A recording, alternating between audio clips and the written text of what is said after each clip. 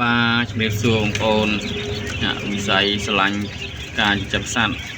ជាពិសេសដែលចិញ្ចឹមក្រូចត្បូងបងប្អូនណាថ្ងៃនេះដែរគឺខ្ញុំចែករំលែកពីបទពិសោធន៍ខ្លះពីការចិញ្ចឹមកូនក្រូចចាប់ពីមួយថ្ងៃនិងចាប់ពីញាស់ពង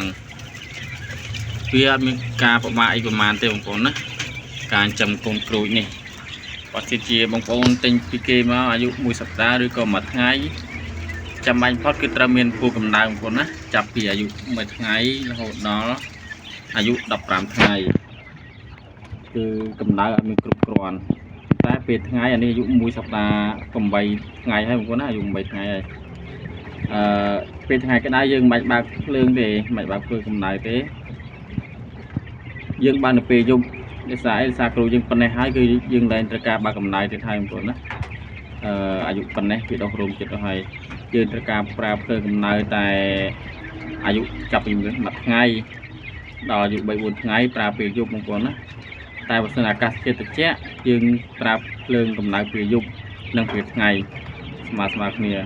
យទៅសីតុណ្ហភាពនៅក្នុងទ្រុងយើងមកយើងមានពូលអូតូឬតែល្អបងប្អូនណាប្រភេទអូតូចេះ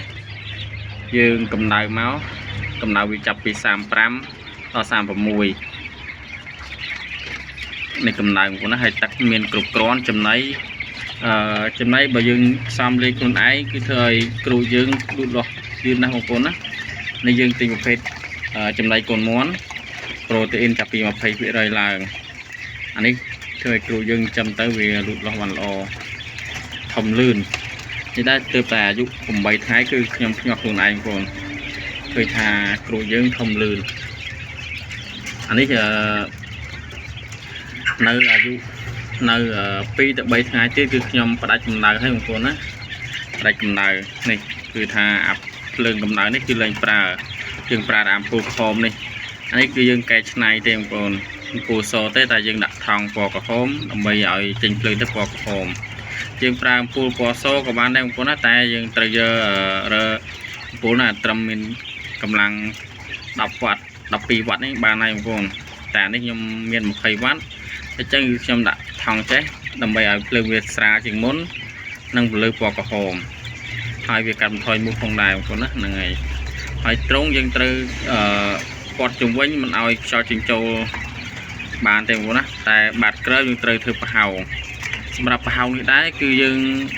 ប្រើកូនគ្រូយើងចាប់ពី1សប្តាហ៍ឡើងទៅគឺយើងប្រើប្រហោងនេះប៉ុន្តែបើសិនយើង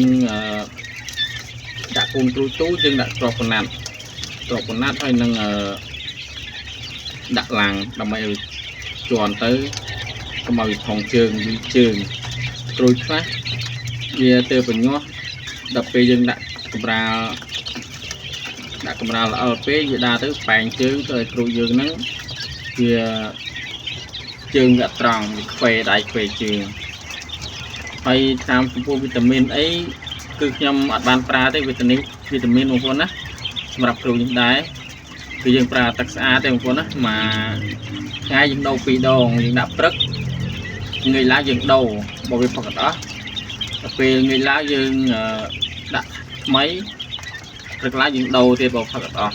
គឺយើងផ្លាស់ប្ដូរតែប៉ុណ្្នឹងទេការចិញ្ចឹមហើយនេះដែរគឺមានអាយុ40ថ្ងៃនិង45ថ្ងៃបងប្អូនវាធ្លាក់ពងមួយហើយអាខ្លះអាយុ40ថ្ងៃជាង50ថ្ងៃដោយសារគ្រូនេះដែរគឺខ្ញុំដាក់3ចំនួនមានអាយុ40ថ្ងៃ45និង48តែចឹងអា48វាធ្លាក់ពងមកមួយបងប្អូនណាធ្លាក់ពងមកមួយហើយនេះដែរគឺត្រង់យើងមិនសម្រាប់ត្រង់យកពងទេបងប្អូនណាដោយសារយើងអត់មានត្រង់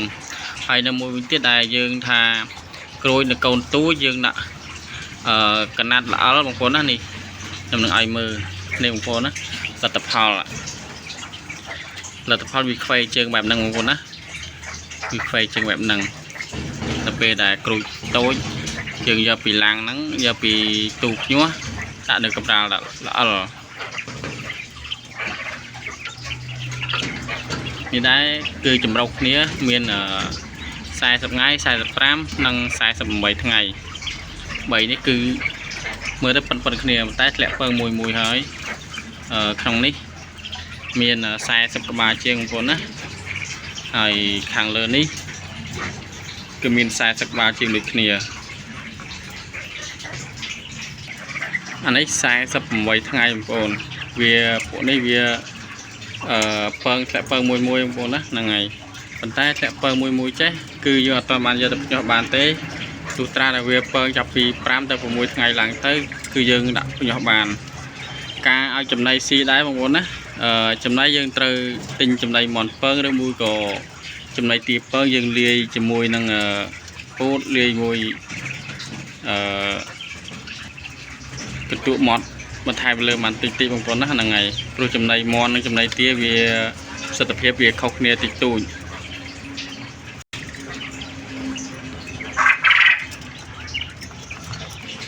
ហើយការធ្លាក់ពងរបស់វាគឺនៅពេលល្ងាចបងប្អូនណាចាប់ពីម៉ោង2ម៉ោង3ទៅគឺចាប់ដល់ពងរហូតដល់ម៉ោង8យប់គឺវាពងនៅអំឡុងពេលម៉ោងប៉ុណ្ណឹងបងប្អូនអាយុពងរបស់វាចាប់ពី45ថ្ងៃឡើងទៅគឺវាចាប់ដើមធ្លាក់ពងមួយហើយចំពោះមេបាមេ5ឬក៏មេ4ឈ្មោលមួយបងប្អូនណាតែបើសិនមេ4ឈ្មោលមួយគឺល្អបំផុតដែលយើងយកទៅភ្ញាស់ទៅភាគរយខ្ពស់ដែលញាស់ប៉ុន្តែបើសិនជាយើងដាក់ឈ្មោះច្រើនពេកគឺក៏វាចឹកគ្នាបងប្អូនណានោះដូចនេះនោះអញ្ចឹងចឹកគ្នាដោយសារនៅក្នុងនេះឈ្មោល3ញី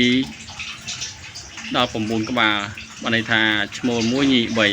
3គឺវាចឹកគ្នាសម្បានណាបងប្អូនណាហ្នឹងហើយនេះខ្ញុំនឹងដកចេញថែមខ្លះដែលសារអត់មានត្រង់ដាក់ហ្នឹងហើយបងប្អូនការចាំក្រូចនេះគឺអត់មានអីសាមញ៉ាំច្រើនទេបងប្អូនណាអត់មានវ៉ាក់សាំងអត់មានថ្នាំអ្វីដែលយើងត្រូវទប់ស្កាត់ច្រើនទេគឺយើងអាចចិញ្ចឹមវាបានហ្នឹងហើយអរគុណបងប្អូនជួបគ្នានៅវីដេអូក្រោយ